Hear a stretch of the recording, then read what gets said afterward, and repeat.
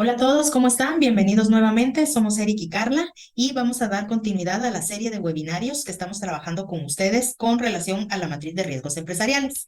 En este video vamos a abordar el riesgo inherente, donde vamos a evaluar y a priorizar esos riesgos que identifiquemos. Ya en videos anteriores hemos abordado el contexto desde la gobernanza, el alcance y los criterios que van a servirnos en este momento para evaluar y priorizar los riesgos inherentes. Les dejamos un link para que puedan acceder a ellos. Comencemos.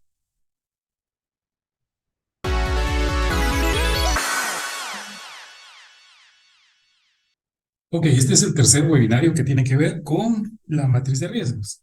Ya vimos las dos partes del contexto, primero la gobernanza y luego los criterios.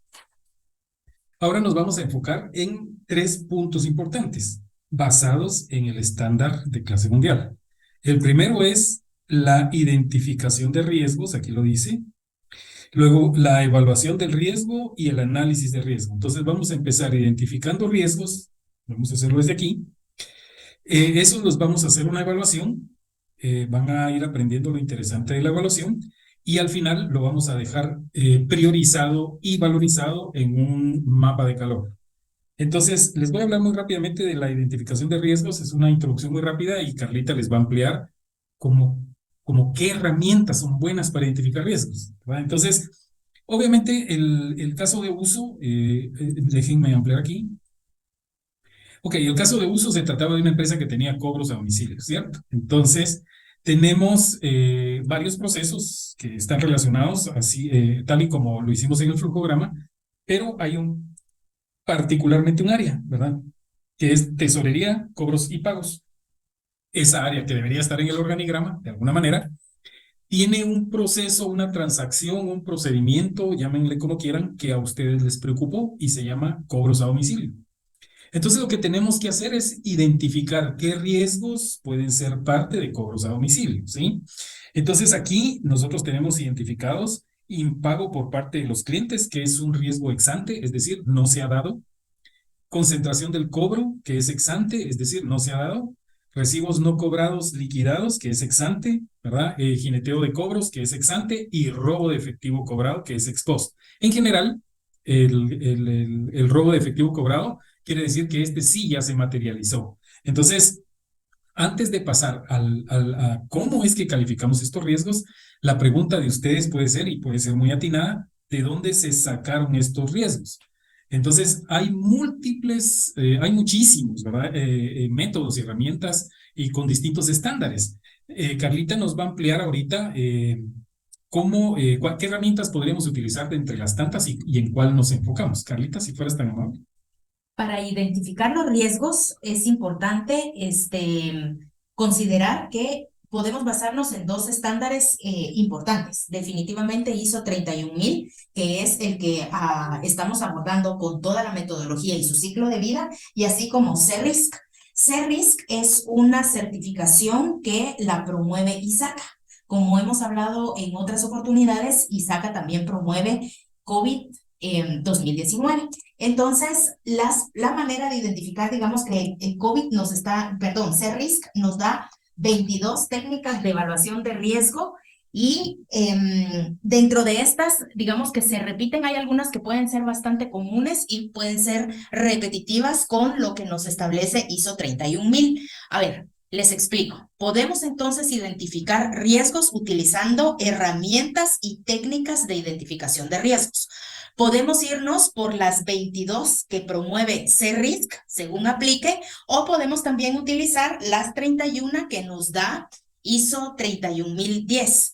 Cabe resaltar que entre ISO 31010 y CERRISC hay repetitividad, es decir, que algunas que promueve un estándar también las está promoviendo el otro estándar. Son comunes. Son comunes. En esta hoja estamos dejando las 31 técnicas que promueve ISO 31010.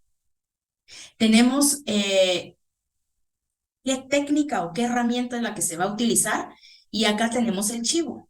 Ellos mismos nos sugieren porque es una guía de mejores prácticas para la identificación y valoración de riesgos o evaluación de riesgos y nos promueve acá para identificar todo lo que sea FA es fuertemente aplicable. Lo que es A quiere decir que le aplica. Está bien que utilicemos esta técnica, pero podría no darnos todos los riesgos a identificar.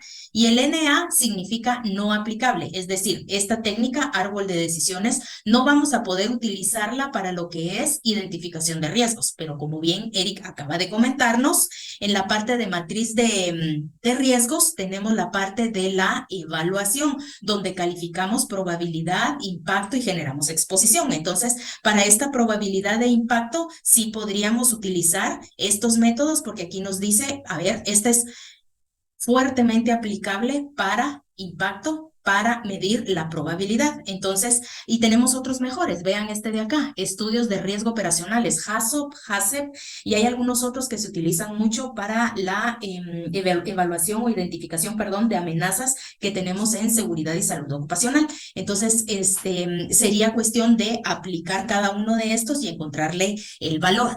Cabe resaltar también que CRISC, si ustedes adquieren el libro, porque pues como ustedes saben, los estándares y mejores prácticas se pagan por los derechos de autor, CRISC lo que nos da es una breve descripción de qué consiste sus 22 técnicas para identificar riesgos. La ventaja que tenemos con ISO 31010 es que no solo nos dice qué técnica utilizar, sino que en estos anexos indica el procedimiento o proceso que debemos de seguir para poder aplicar esta técnica. Entonces ya será, dependiendo de nuestra experiencia en riesgos, pues que nos vayamos por un método o por otro, pero eso sería indistinto. Eso es lo que corresponde a algunas técnicas para identificar riesgos. Lo que estamos haciendo nosotros acá es utilizar la parte de what if o qué pasa si hay un impago por parte de los clientes, qué pasa si tenemos una concentración de cobro, qué pasa si hay recibos de cobro que no se han liquidado. Entonces, esto requiere de mucha creatividad. A veces, bueno, ni siquiera a veces, siempre tenemos que quitarnos el chip del cerebro de a nosotros nunca nos ha pasado esto. Eso no puede suceder acá, porque pues también hay estadísticas del fraude en las empresas en donde son mitos que podemos tener y que realmente a la hora de que se materialice un riesgo podríamos darnos tremendas sorpresas. Ok, gracias, Carlita.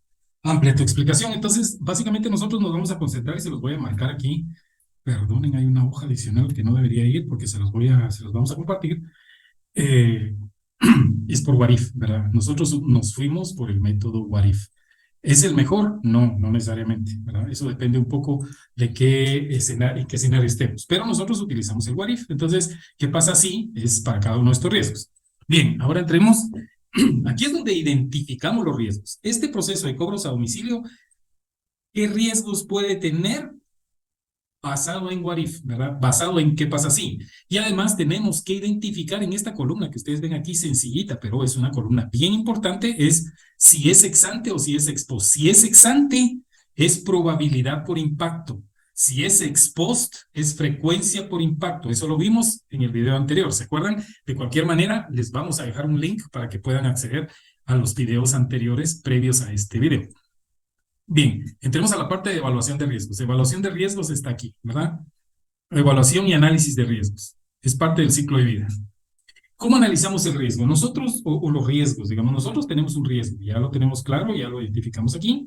Ahora necesitamos saber si es ex ante, qué probabilidad de 1 a 5, ¿se acuerdan que hablamos del contexto? Esos son los criterios de evaluación aquí, los vimos aquí, voy a regresar acá. ¿Qué probabilidad de 1 a 5 hay de que ese riesgo se materialice? Entonces aquí dice que es muy probable, ¿verdad? O es probable, digamos. Es 4. ¿Y qué impacto generaría? Bueno, es de 1 a 5 igual un 3. Y así sucesivamente. Es decir, el mismo concepto aplica para el resto de riesgos. Concentración de cobro, la probabilidad es 3, pero el impacto es 4. Miremos estos. Jineteo de cobros, dice. La probabilidad de que se dé es 5. Quiere decir que está muy fallido en sus controles, ¿verdad? Es un proceso fallido. Entonces, el jineteo de cobros es muy probable que se dé y además el impacto que puede dar es muy alto, ¿verdad? Entonces, esto es 5-5. ¿Qué sigue en el proceso de evaluación? Sigue la exposición. ¿Cómo funciona la exposición? La exposición funciona probabilidad por impacto. Entonces tenemos aquí, lo que van a encontrar es una multiplicación de qué probabilidad hay versus qué impacto, y a esto se le llama exposición. Entonces tiene 12, 12, 12, este tiene 25 porque es 5 por 5. Este es peligroso, este es de los peores riesgos que logramos identificar aquí. Bien, ahora veamos rápidamente aquí qué es fuente del riesgo. Aquí le dice la posición, de hecho es un vector, ¿verdad? Es un vector binario que nos dice 1, sí, 0, no. Entonces, siempre nos basamos en cuál es la fuente de un riesgo, y eso tengámoslo presente. Por supuesto que hay diferentes métodos dependiendo si es riesgo tecnológico, si es riesgo crediticio, si es riesgo de lo que sea. Tenemos que estar conscientes de que depende del riesgo, es la fuente del riesgo, pero en el caso del riesgo operacional, para esta matriz en particular, personas, procesos, tecnologías, controles y factores externos son las posibles fuentes del riesgo. En este caso, lo que está diciendo es que hay que, dado el vector, dice, sí, la fuente del riesgo puede ser personas, no son procesos, sí podrían ser tecnologías, no son controles y también pueden ser factores externos. Esto es lo que dice para este riesgo, ¿verdad? Este riesgo tiene este vector. Lo mismo pasa aquí. Miremos este último, haciendo la misma analogía. ¿Cuál es la fuente de ese riesgo? Son las personas y son las tecnologías. Eso es lo que dice, ¿verdad? Las personas pueden cometer fraudes, pueden hacer cosas y los sistemas de información pueden fallar. Lo demás no es una fuente de riesgo para este riesgo, ¿verdad? Para concentración de cobro. Entonces ahora tenemos claro cómo se maneja este vector de 5 números, y estos números de aquí es la sumatoria, si se dan cuenta. Esto lo que está haciendo es sumarizar, es cuántas veces la fuente del riesgo se da para este proceso de cobros a domicilio. Aquí dice que 5. Eso lo vamos a ver en una dona cuando lleguemos a comunicación y consulta. Ahorita no nos interesa. Preocúpense por meter bien este vector, que es lo más importante. Luego dice el código del costo. ¿Se acuerdan que hablamos de una tablita de costo y que Carlita la amplió? Es esta tablita de aquí. Y decimos, tenemos un código y tenemos un rango de pérdida, de posible pérdida, ¿sí? Cuando son ex ante, no tenemos forma de calcular la pérdida esperada. Por lo tanto, la estimamos, ¿sí? Según esto, para el primer riesgo es 3, ¿verdad? Si metemos el código 3, aquí lo que va a decir es que son 30,000 porque está asociado al código. Si ponemos 4, serían 40,000, ¿sí? ¿Me siguen ahí? E igualmente aquí, vamos a regresar a 3. Igualmente aquí dice que este riesgo podría llegar a perderse el código 25, 250,000. Si fuera el código 20, por ejemplo, 200,000, ¿sí? Y así sucesivamente va creando, excepto ¿por qué no tiene un código? Porque este sí es una pérdida real. Ustedes lo van a ver aquí. En este archivo dice que el riesgo materializado, después de haber evaluado los riesgos aquí y los eventos en pérdida y en fraude y en robos, suma 396. Por eso es que ustedes ven que aquí hay 396 ex post, es decir, ya se dio. Aquí no hay codiguito, aquí es lo que realmente perdimos, ¿sí? Porque es ex post. Ok, la sumatoria de esto nos da 826,000 en pérdidas probables. Ese es el valor en riesgo que tenemos. Ahora, ¿cómo sacamos el factor de exposición? Tenemos la exposición, pero necesitamos un factor. Este factor se calcula de forma muy sencilla. ¿Cuánto nos dio la multiplicación de probabilidad por impacto dividido 25? ¿Y por qué 25? Porque de acuerdo a nuestras tablas en el contexto, todo lo manejamos de 1 a 5, y el más alto es 5, y 5 por 5, recuerden que estamos haciendo una evaluación cruzada de probabilidad por impacto, 5 por 5 es 25. Por eso es que esa sumatoria a ustedes les da, esa exposición, ustedes la manejan aquí está, ustedes la manejan dividiendo en 25. Igual aplica para todos los demás, ¿verdad? Lo que habría que hacer es ir viendo como aquí es 100%. Sí, porque porque el factor de exposición es 100%, porque dice que es 5 de probabilidad y 5 de impacto, o sea, no hay vuelta de hoja, es 25 sobre 25 es 1, el factor es 100% de probabilidad de que pase algo. Ahora tenemos un factor de mitigación igualmente, ¿verdad? ¿Cuál es la diferencia? La diferencia es que le vamos a restar 100. Quiere decir que la suma de estos dos debe sumar 100%. Y no se mira porque no le tengo esto, lo vamos a bajar. Ahí así, aquí ya se ve, 100% de la sumatoria. Por lo tanto, esto se calcula restándole a 100 el factor de exposición. Entonces tenemos factor de exposición, factor de mitigación. Trabajan en correlación inversa, ¿verdad? Estos en en un gráfico de araña, pues lo que hacen es apuntar en direcciones contrarias, de tal manera que juntos sumen 100, ¿verdad? Y así nos vamos para todos los demás y al final hacemos un promedio, tanto de la exposición inherente como de la mitigación inherente.